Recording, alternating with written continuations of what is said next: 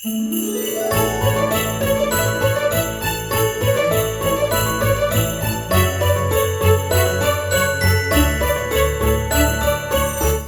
welcome to a very Explosion Network Christmas, our podcast dedicated to the merriest of holidays, the festive season with films about Santa Snow being left home alone, the time of year we struggle to decide what Christmas content to watch, which is where we come in.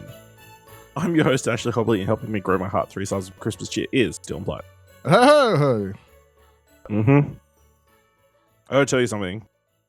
So obviously we use Riverside. There's an option to like cut out weird noises or whatever, or smart mute that like when the other person's talking. It moves currently, yes, several times I've had to go back and get the original audio unfiltered. The raw audio. Probably just thinks it's like a yeah, but it's not. It's not. It's a ho. Kind of. I did it again. All right. On to today's episode, we're talking about a film that has no ho-ho-hos. There might be hoes in it, but there's no ho-hos. We're talking about the Japanese animated film, Tokyo Godfathers. Dylan, this was one of your selections for this year. What was the thought process behind this one? I watched it many moons ago when I don't know, it was like 18, 19, 20, sort of. I watched it after I watched Paprika, because then I went back and watched some other stuff. And I haven't watched it since then, and it seemed like a good pick, and I presumed you hadn't watched it. No, I had not watched it. It is one that had been on my list the last few years when we've done this. It's like, but it just didn't make the final cut. So I'm pretty glad we actually got around to doing it, because it is one of those much talked about, or when you see an unconventional Christmas movie list, this is always on it. So, yeah, very keen to jump in. Also, I don't know that there are many Japanese Christmas movies, because obviously Christmas is not really a thing. Yeah, much different over there. Yeah, just eat KFC. All I know about Christmas in Japan is KFC. Yeah, KFC, yeah. Yeah, so. All right, let's dive in. Please be aware we'll be freely discussing anything and everything about plot themes in any of the movies, so if you haven't watched it, come back later. With that said, let's talk about Tokyo Godfathers.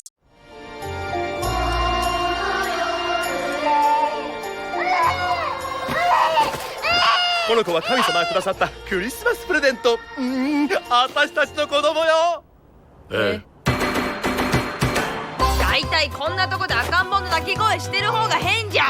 だから俺たちに何ができるんだ。親を探すわ。探すったって。つまり俺たちはてめえの面倒一つ見られないろくでなしの仲良し3人組だ。十分やったじゃねえか。アクション映画の主役じゃねえ。僕たち年末の大掃除に来ました。ちょっと小さいか。Directed by Satoshi Kon, screenplay by Keiko, Nobumoto and Satoshi Kon, starring Tōru, Emori, Yoshiaki, Umegaki, and Aya Okamoto. Middle-aged alcoholic Jin, teenage runaway Miyuki, and former drag queen Hana are a trio of homeless people surviving as a makeshift family on the streets of Tokyo. While rummaging in the trash for food on Christmas Eve, they stumble upon an abandoned newborn baby in a trash bin.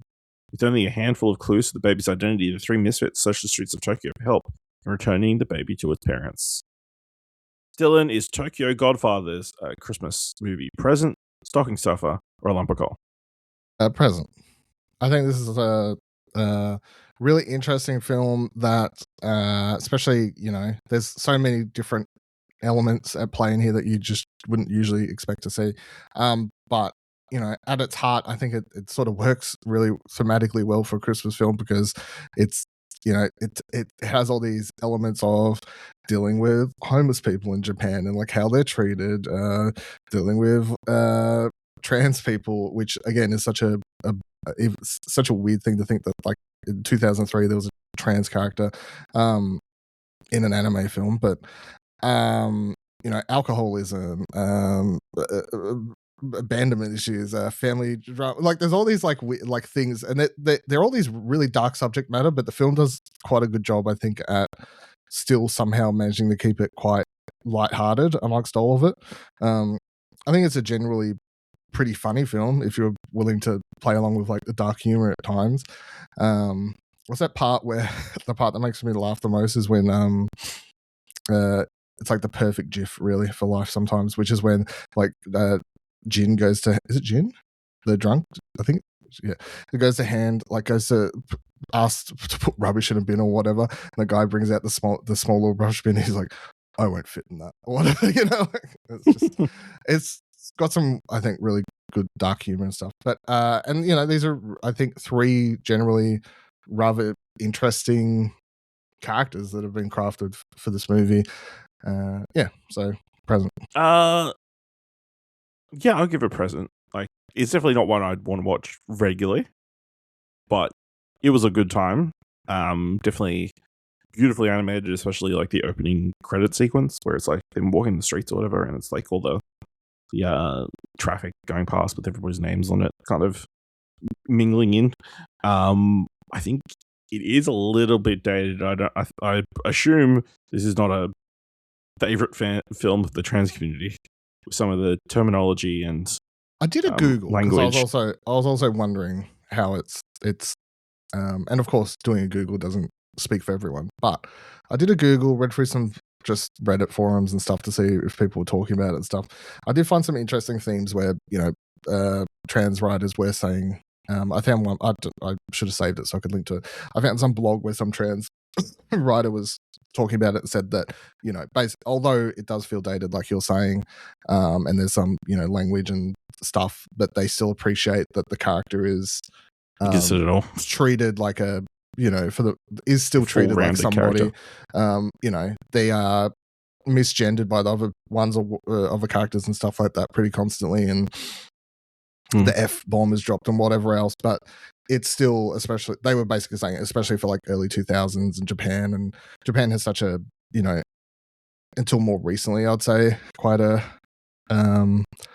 conservative view when it comes to like trans characters or LGBTQ characters in general. So for that part, they were saying like they still think it was quite a big deal for that time period, which yeah, absolutely. So maybe a small critique. It's like, it's a very coincidental that all these characters kind of get reconnected with their families at Christmas. Like, I mean, that's kind of the point of the movie. The movie is just a bunch of coincidences. Like, if you and I think also, not to jump all the way to the end, but when you get to the end and it's like the city sort of dancing, it's like, I don't know, meant to imply that, you know, it's this lively city where things will bump into one another. Sort of, it is but the whole movie is literally just one coincidence after another coincidence after another coincidence. Like, yeah, and like you said, quite dark. I mean, the core idea of the core thing that set off this movie is this woman has stolen a baby from a hospital, even though that's not revealed till the very end. Like that, because she's, you know, lost her child. She's abducted another one and just happened to dump it in the trash. So she's hiding it or whatever. Hiding, I guess. Yeah, very fascinating. Again, beautifully animated, and like, it is cartoony at times when it needs to be cartoony, but realistic at times when it needs to be realistic. So I thought really fantastic. Let's just run through the plot and we'll bring anything up when we mention it. One Christmas Eve, 3 homeless people, middle-aged alcoholic Jin, transgender woman Hana, and teenage runaway Miyuki discover an abandoned newborn while searching through the garbage, along with a note asking whoever finds the baby to take good care of her, and a key leading to a locker containing a bag holding clues to the parent's identity. The trio set out to find the baby's parents, and Hana names her Kyoko, after the Japanese title of Silent Night, meaning pure child. Outside a cemetery, the group encounters a Yakuza boss trapped under his car. After they rescue him, he gives them his business card and tells them to call if they need anything. He then invites them to the wedding of his daughter, who is marrying the owner of a club where Kyoko's mother used to work. At the reception, the groom tells them that Kyoko's mother is a former bar girl named Sachiyoko. He gives them Sachiyoko's address, but the reception is interrupted when a Latino hitman arrives and attempts to shoot the bride's father before kidnapping Miyuki and Kyoko. There's also this like weird thing here where it's like there's all these things like embedded into it where it's like this Yakuza Latino underground, like it is pretty random, but also that this Latino dude starts trying to kill somebody. Well, the guy is the one who the not the boss, the son, the one who's getting married is the one that caused Jin to lose all his money, and that's where he blames losing his family and stuff. So I don't know if I got this right or wrong, but is this the guy that his daughter is marrying later? No, No, it's a different dude. no. Okay. Different guy. But this is the one who Who? yeah, So Jin went into some gambling, yeah, he said, thing, "Hey, or- give me this money, and I'll give you this money back." or he threw a whatever. race or something like that. That was, I think, what Yeah. he said. Yeah, And, match fixing. Back in the day. yeah, ahead of his time. and then he lost stuff, and then and then he basically it's sort of implied that the other thing is these three characters sort of isolate themselves a bit. Mm. They've all got you discover they've all got something that happened to them, and they've never gone back home after it sort of happened, even though you do sort of learn that all of They are them loved and have people who care about them. yeah Yeah, yeah that's quite interesting. So, but yeah, I mean, what a juxtaposition! These three homeless people in a wedding, beautiful wedding. Also, the randomness of a dude being covered by a car, the handbrake coming off, and it rolling over him. Well, it was Just- the dog's fault, you know, Yeah, or cat, whatever it was. I can't remember. Yeah. Also, it's pretty messed up. They were stealing from cemetery to start with, but whatever. Got to do what you got to do. I mean, it's probably helps the families believe that their loved ones have actually taken their offerings, instead of it just rotting there. At the hitman's home, Miyuki befriends his wife despite their language barrier. As they talk, Miyuki confesses to fleeing her home after stabbing her controlling father when her beloved cat Angel went missing, believing that he got rid of her. I mean, this was really interesting, like seeing them like talk with this language barrier. Also odd when there is already a language barrier for us watching it, because we speak neither Spanish or Japanese. It did make yeah. I was wondering, like, there is an English dub. I've never watched it. I don't actually know where you could get it. Like, how did you watch this? I watched it subbed. Sub, but it didn't have an option for, because I went on Apple and it was like, you can rent it for $4.99 or you can buy it for $4.99. I'm like, well, I guess I'm just buying it. But Yeah. it was only one track. Like it was Okay. It was. I don't know if there is a dub. There is a dub, yeah. Oh yeah. Looks like there were two dubs, interestingly. Just looking at the credit list, cast list. Yeah. So it does make me wonder in scenes like this. I wonder if someone fucks it up in if someone fucks up the dub and they end up putting in subtitles or something for the Spanish language and misses the point that you're not actually supposed to understand what they're saying. Yeah. Yeah. When Hana searches for Miyuki and Keiko, Jin takes care of an elderly homeless man who is dying in the street. After Jin helps the man into a shelter and gives Jin a little red bag, the man dies peacefully. Slowly. A group of teenagers arrive and beat up Jin and the man's corpse. Pretty fucked up. Yep. Just gets on the phone. Oh, we're just cleaning up. Just cleaning up the streets, yeah. Yep. He's beating him with a fucking metal pole. Mm-hmm. Oh, but I love the die. It seems like he dies. All outside, he's got like a bunch of windmills or whatever, or like those kind of like statues or whatever. They all stop. So it definitely implies he's passed away. And he takes another deep breath and asks for some more drink. Great. Just such a good use of cartoonishness, That's what I mean. Like the movie does such a weird but good job of. It's like such dark stuff always happening on screen, but subtly doing stuff to keep it funny. Yeah. All right. Meanwhile, Hana locates the girls. Looking for a place to stay, they go to Angel Tower, a club Hana had worked out before assaulting a rude and intoxicated customer years earlier. There they find Jin, who was rescued by another employee of the club. Hana confides that she became homeless following her lover's accidental death. The trio discover that Sachiko's house has been torn down and that her marriage to an alcoholic gambler husband was on the rocks. Miyuki sends a message from her father in the newspaper sees a message from her father in the newspaper proclaiming that Angel has returned home. Realizing her mistake, Miyuki attempts to call her father only to panic and hang up before she can say a word. The group rests at a convenience store until they are told to leave. They smell, apparently. Before almost getting hit by an ambulance. Another crazy. Would not have pictured it. But yeah, a lot here. And obviously, yeah, the tragic story of Hana, who was, I guess, living a life where she was accepted for who she is, only for her husband to die from tripping on a bar of soap, I think it was. Something innocuous. Something innocuous, yeah. That's what I mean. They all had these like little sad, tragic backstories, and then yeah, I mean, Miyuki stabbing her dad was like because she didn't have a cat anymore. Cats are weird, man. That's why you don't have cats. They'll lead to you stabbing people. They run away, but they come back. Yeah, absolutely.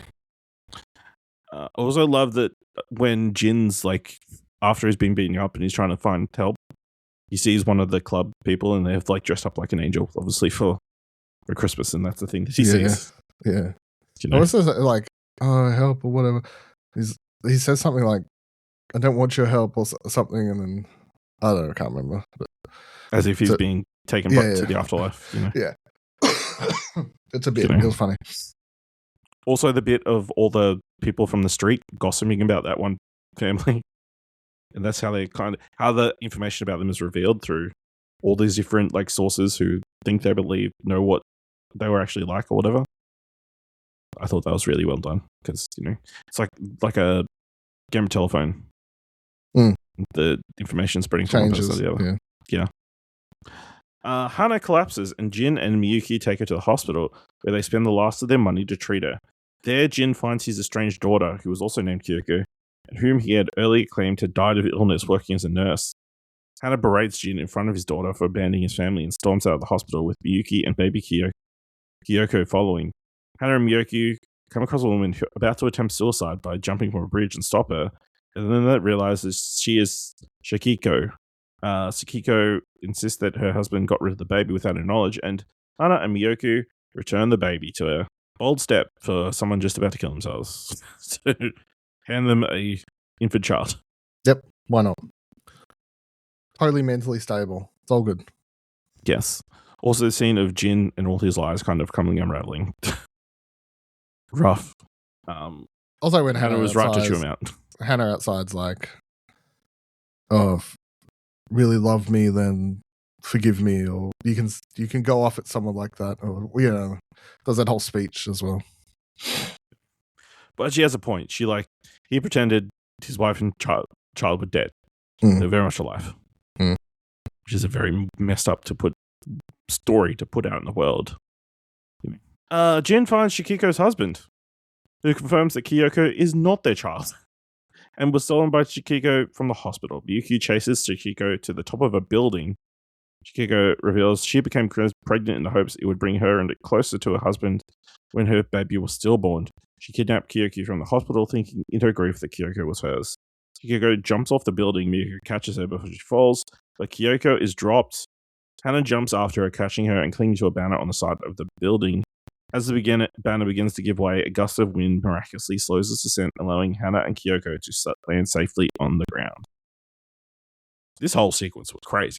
And can't take your eyes off of it.